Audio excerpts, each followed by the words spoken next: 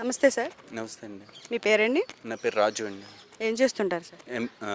Online work అండి. Sir, ఇప్పుడు కూటమి ప్రభుత్వం అధికారంలోకి వచ్చి 10 నెలలు అవుతుంది సార్. చంద్రబాబు పాలనపై మీ అభిప్రాయం ఏంటండి? అన్- ఆ, పాలసీస్ 6 పాలసీస్ అన్నారు. ఇట్లా మినిమం ఇంపాక్ట్ ఇప్పుడు వరకు అసలు ఎన్ని ఇంప్లిమెంట్ చేశారండి ప్రాసెసింగ్లోకి?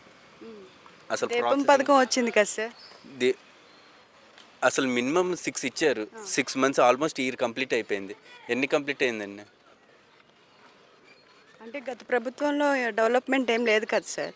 గత ప్రభుత్వం వాళ్ళు మాట ఇచ్చిన తర్వాత end to end direct end to end processing ఉంది. ఇప్పుడు మిడిల్ మ్యాన్ సిస్టమ్ వచ్చింది మధ్యలో. అది నెక్స్ట్ నాది అసలు ఒకటే క్వశ్చన్. ఏలూరు ఉంది, district of head quarters, west Godavari district head quarters, కానీ ఒక ఐకాన్ కూడా లేదు వెస్ట్ గోదావరికి. ఫర్ ఎగ్జాంపుల్ కృష్ణ, విజయవాడ, ఆ అమ్మవారి గుడి, బ్యారేజ్ అన్నీ ఉన్నాయి. ఈస్ట్ గోదావరికి చూసుకోండి, రాజమండ్రి ఫ్యాక్టరీలు, బ్యారేజ్, అన్ని ఇండస్ట్రీస్ చాలా ఉన్నాయి. మన వెస్ట్ గోదావరి డిస్టిక్కి ఒక ఫ్యాక్టరీ లేదు, ఒక ఇది లేదు. డిస్టిక్ హెడ్ క్వార్టర్స్ ఇంత చరిత్ర ఉండి ఏదో చెప్పుకోవడానికి అంబికా ఫ్యాక్టరీ, అది కూడా ఎంత మాత్రం ఇక్కడ వాళ్ళకి తెలుసు. అంతకు మించి ఇంకేమీ లేదండి ఏలూరులో. అంటే గవర్నమెంట్ వచ్చి 10 నెలలు అయింది కదా సార్. ఇంకా మనకి ఫ్యూచర్ ఉంది కదా. మిగతా రోజుల్లో ఏమీ అవ్వని అనుకుంటున్నారా? ఇప్పుడే స్టార్టింగే చూస్తున్నారు కండి. ఇంకా ఇది ల్యాగ్ చేస్తూ ఉండి వీటిలోనే ప్రాసెసింగ్ వాళ్ళు వచ్చేసారు అని జస్ట్ దాన్ని అపోజ్ చేసుకుంటున్నారు అంతే. ల్యాగ్ చేస్తున్నారు అంతే. ఓకే సార్, మెగా డిఎస్సి 4 కూటమి ప్రభుత్వం నోటిఫికేషన్ రిలీజ్ చేసింది. మీకు ఎలా అనిపించింది? అదొకటి ప్లస్ పాయింట్ అండి. డిఎస్సి గవర్నమెంట్ జాబ్స్ ఓపెన్ చేయడం అనేది ఒక ప్లస్ పాయింట్. నెక్స్ట్ సెకండ్ది, యాక్చువల్గా సెంట్రల్ గవర్నమెంట్ నుంచి తీసుకొస్తా అంటున్నారు. అసలు ఇప్పుడు వరకు ఏం తీసుకొచ్చారండి? పోలవరం ప్రాజెక్ట్ అయింది, వీళ్ళు జస్ట్ అపోజ్ చేసుకుంటున్నారు కానీ ఇప్పుడు వరకు ఫినిష్ చేయలేదు.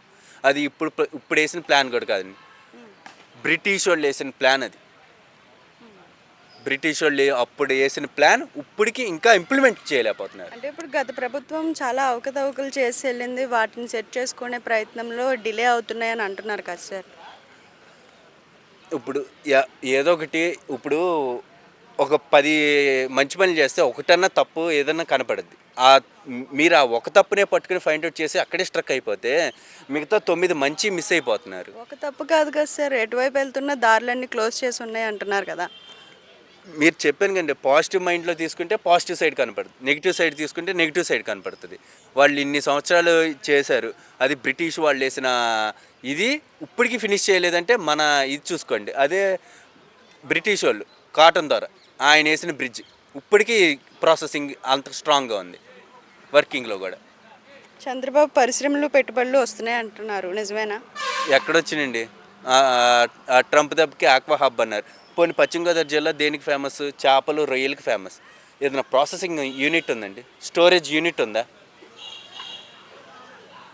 ఏమీ లేవు. చంద్రబాబు పరిశ్రమలు పెట్టుబడులు వస్తున్నాయి అంటున్నారు, నిజమేనా? ఇప్పుడు మనం ఇల్లు కట్టుకోవాలంటే, ఒక కామన్ పీపుల్గా చిన్న ఇల్లు కట్టుకోవాలంటే ఎంత టైం పడుతుంది? అది సంవత్సరం పట్టచ్చు, 2 సంవత్సరాలు పట్టచ్చు. ఒక ఇండస్ట్రీని ఇన్ని లక్షల కోట్లతో మూమెంట్ చేయాలంటే ఇండస్ట్రీకి ఎంత టైం పడుతుంది? ఇప్పుడు ఏదైనా మనం అదే అంటుంటారు, మొక్క వేయంగానే చెట్టు కాయలు కాసేది కదా, దానికి కూడా కొంత కాల పరిమితి ఉంటుందని. నేను ఇండస్ట్రీలు రావడం కాదు, వస్తువు ఉన్నాయి ఆల్రెడీ. పాపులేషన్ మనం చూస్తూనే ఉన్నాము, టీవీలో, టెలివిజన్లో అన్నింటిలోనూ చూస్తూ ఉన్నాము. ఇన్ని లక్షల కోట్లు మనకు పెట్టుబడి వస్తుంది అని. ఇదే కాదు, ఇంకా ఇప్పుడు చెన్నై, బెంగళూరు, మనకి హైదరాబాద్కి పిల్లలు వెళ్లకుండా ఉండాలంటే ఈ లక్షల కోట్లు కూడా సరిపోవు. ఇంకా ఇప్పుడు ఆల్రెడీ మోడీ గారు కూడా మనకు బాగానే సపోర్ట్ ఇస్తున్నారు. అంతకుముందు పరిస్థితి అయితే అసలు పట్టించుకోలేదు. ఇప్పుడు మన చంద్రబాబు నాయుడు కూటమి గవర్నమెంట్, ఇప్పుడు ఈ కూటమి ఇలాగే కంటిన్యూ అయితే ఈ పీరియడే కాదు, నెక్స్ట్ పీరియడ్ కూడా కంటిన్యూ అయితే మన యొక్క ఆంధ్రప్రదేశ్ యొక్క ఆర్థిక పరిస్థితులు చాలా చాలా చాలా మెరుగవుతాయి. మనం హైదరాబాదు, బెంగళూరు వెళ్ళటం కాదు, అక్కడి నుంచి ఇక్కడికి వచ్చే వాతావరణం క్రియేట్ అవ్వాలి. క్రియేట్ అయితే ఆటోమేటిక్గా మన ఆంధ్రప్రదేశ్ టాప్ పొజిషన్లో ఉంటుందని, టాప్ పొజిషన్లో ఉండాలని కూడా కోరుకుంటున్నాము. నారా లోకేష్ గారి పాలన ఎలా ఉంది? ఇప్పుడు టీవీ స్క్రోలింగ్లో జగన్ గారి ఇంటర్వ్యూను నారా లోకేష్ గారి ఇంటర్వ్యూ చూస్తుంటే మనం నారా లోకేష్ గారి పాలన అనేది మూమెంట్ మనం మీరు క్వశ్చన్ అడగక్కర్లేదు, దానికి సమాధానం కూడా నేను చెప్పక్కర్లేదు. ఎందుకంటే ఆయన యొక్క ప్లస్ ఏదైనా చదువుకున్న దాన్ని బట్టే పరిస్థితులు మారుతాయి. చదువుకోలేని వాడు కూర్చోబెట్టి మాట్లాడమంటే ఏమీ మాట్లాడలేడు. మాట్లాడతాడు, ఎంత కొంత నాలెడ్జే ఉంటుంది. కొద్దిగా హైప్ అనేది చదువుకోగలిగి కొద్ది పొజిషన్లో ఉంటేనే దానికి నాలెడ్జ్ కూడా మన యొక్క బ్రెయిన్లో కూడా ఇంప్రూవ్మెంట్ అవుతుంది. ఇంప్రూవ్మెంట్ అయినప్పుడు నాలెడ్జ్ ఉన్నవాడు బెటరా, నాలెడ్జ్ లేనివాడు బెటరా అంటే మన కామన్ పీపుల్కి మీరేం ఆలోచిస్తారు? నాలెడ్జ్ ఉన్న వాళ్ళే బెటర్ అనుకుంటారు. నెలకి 1500 ఇచ్చి ఆదుకుంటా అన్నాడు, ఆదుకుంటారంటారా?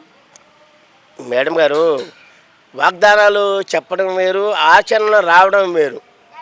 వాగ్దానాలు నెలకి 1500 చంద్రబాబు నాయుడు గారు అసలు ఇన్ని వాగ్దానాలు చేయక్కర్లేదు. ఇప్పుడు ఆయన పరిపాలన కావాలి అనుకునే వాళ్ళు, ఆయన యొక్క విజన్ అనేది తెలిసిన వాళ్ళు ఎవరో కూడా ఆయనకి తప్పితే ఇంకెవరికి ఓటేయరు.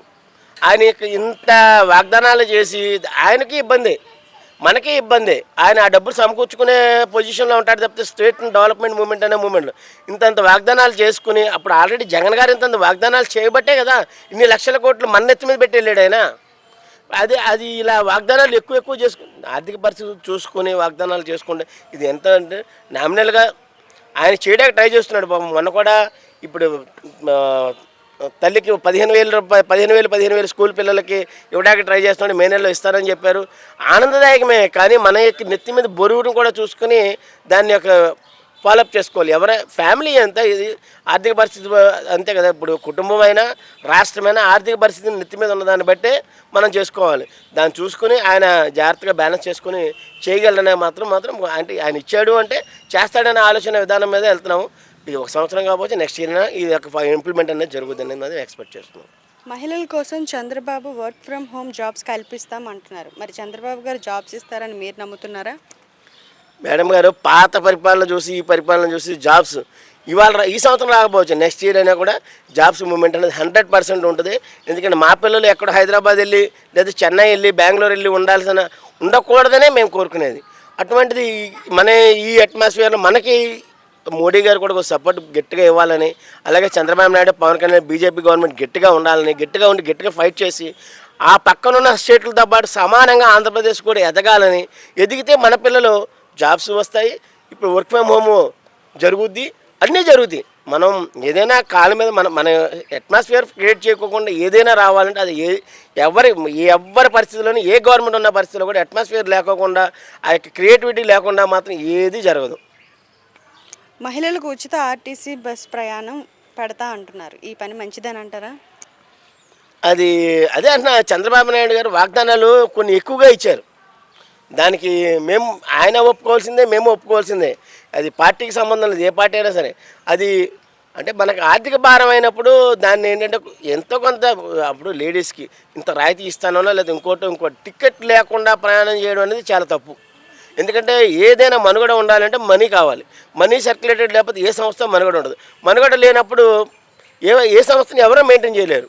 కాబట్టి అది కొద్దిగా ఇబ్బందికర పరిస్థితులే. అది మరి నేను చెప్పాల్సింది అయితే అందువల్ల రేట్లు తగ్గించి పెడితే బాగుంటుంది అని అంటున్నారు కదా. అదే ఆ లేడీస్కి ఇప్పుడు సీనియర్ సిటిజన్స్కి ఉన్నారు, పర్సంటేజ్ తగ్గుతుంది 25%. అలాగే లేడీస్ కూడా ఏదైనా ప్రతి లేడీ పర్సన్కి ఏదైనా మీరు ఇవ్వాలి అనుకున్నప్పుడు దానికి ఏదో ఐడెంటిఫికేషన్ కార్డు ఇచ్చి ఈ 50% అలా ఏదో రాయితీ ఇచ్చాడు అనుకోండి, భారం అనేది మన మీద మన యొక్క పరిస్థితిని బట్టి మనకు సంస్థకి తగ్గుతుంది. తగ్గినప్పుడు ఏమవుతుందంటే ఆటోమేటిక్గా ఆ సంస్థ కూడా ఎంతో కొంత మనుగడలోకి వెళ్తుంది.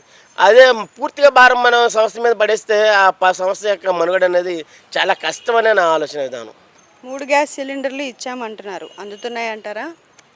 3 గ్యాస్ సిలిండర్లు కామన్ పీపుల్కి ఏం ఆలోచిస్తున్నారు అంటే అందరికీ 3 గ్యాస్ బండ్లు వస్తాయని అనుకున్నారు. కానీ 3 గ్యాస్ బండ్లు ఎవరికి దిగో, ఇప్పుడు యావరేజ్ కూడా బిలో యావరేజ్ లోయెస్ట్ పర్సన్స్కి ఆ 3 గ్యాస్ బండ్లు ఇచ్చేది. వాళ్ళు కూడా ఇప్పుడు ఆల్రెడీ జగన్ గారు ఇచ్చినప్పుడు కూడా పథకాలన్నీ మూమెంట్ చేసినప్పుడు అందరికీ చాలా వరకు కట్ చేశాడు. ఈ కరెంట్ బిల్లు అని ఆ బిల్లు ఇవ్వని ఆ యొక్క సచివాలయ వాతావరణం చూసుకుని ఆ యొక్క పాత రికార్డులన్నీ చూసుకుని ఈ బిలో యావరేజ్ ఉన్న పర్సన్స్కి అయితే గ్యాస్ బండ్లు వస్తున్నాయని చెప్పారు. అదైతే అంటే మామూలు జనరల్ కామన్ పీపుల్కి అయితే ఎవరికి మూమెంట్ అవ్వట్లేదు. బిలో యావరేజ్ ఈ లోయెస్ట్ పర్సన్స్కి అయితే మాత్రం గ్యాస్ బండ్లు అనేవి ఫ్రీగా వస్తున్నాయి, డబ్బులు పడుతున్నాయి అనే ఉద్దేశంలో చెప్పారు. జగన్ పాలన వర్సెస్ చంద్రబాబు పాలన ఇద్దరులో మహిళకి పెద్దపీట వేసింది ఎవరు? జగన్ గారి పరిపాలన పథకాలు పంచిపెట్టడాలు అనేవి వాళ్ళకి 38 సంవత్సరాల వాళ్ళకి ఈ విధంగా మొత్తం మనకు రాష్ట్రాన్ని లూటీ చేసి అది ఎంతవరకు పంచిపెట్టాడో ఎంతవరకు అనేది మాకైతే అందలేదు. మాకున్న పరిస్థితులను బట్టి అందిన వాళ్ళకి వాళ్ళు హ్యాపీ ఫీల్ అయ్యారు. బట్ కాకపోతే మన యొక్క పరిస్థితులను కూడా చూసుకుని మన పంచిపెట్టడం అనేది మంచిది. ఇప్పుడు చంద్రబాబు నాయుడు గారు ఇప్పుడు ఆల్రెడీ చెప్పారు పాపం ఎలక్షన్ మూమెంట్ ఎంత పరిస్థితులు ఇబ్బందిగా ఉన్నా సరే ఈ మన పెన్షన్స్ స్కీమ్ అనేది 7,000 ఇస్తా అన్నారు. ఆయన ఆ విధంగా చేయడం మాత్రం ఆ విధంగా చాలా ఆనందదాయకం. అతను ఆ 7,000 ఇప్పుడు జగన్ గారి పరిపాలనలో 250 అది ఎప్పటికి వెళ్ళింది? ఈయన 1,000 రూపాయలు స్టిల్. ఇది చెప్పిన దాన్ని ఆర్థిక పరిస్థితులను బట్టి ఏదైనా మూమెంట్ అవుతుంది. ఆర్థిక పరిస్థితులను బట్టి మూమెంట్ అయినప్పుడు చెప్పిన దాన్ని ఎవరైనా ఇంప్లిమెంట్ చేయడానికే ట్రై చేస్తారు. కానీ పరిస్థితులను చూసుకుని చంద్రబాబు నాయుడు గారు కూడా మంచిగా ఇంకా మంచిగా పరిపాలన చేసి మా పిల్లలకి ఇప్పుడు మాకు కావాల్సిన ఫస్ట్ వాతావరణం ఏంటంటే బిల్డ్ అవ్వాలి. ఇక్కడ అమరావతి బిల్డ్ అవునాయి, విశాఖపట్నం బిల్డ్ అవునాయి, ఎక్కడైనా కానీ మనకి బిల్డ్ అయ్యి మన పిల్లలు అవుట్ ఆఫ్ స్టేట్స్కి వెళ్ళకోకుండా మనకి ఇక్కడ ఉద్యోగాలు చేసుకుని మన పిల్లలు మన దగ్గర ఉంటే మా ఫ్యామిలీ అంటే ఒక్క కుటుంబం అనేది ఎలాగైతే ఆలోచిస్తుందో రాష్ట్రం కూడా అదే అందరం కూడా సుభిక్షంగా ఉండి మంచిగా ఉంటే బాగుంటుందనే ఉద్దేశం మీద మనం చెప్తున్నాం.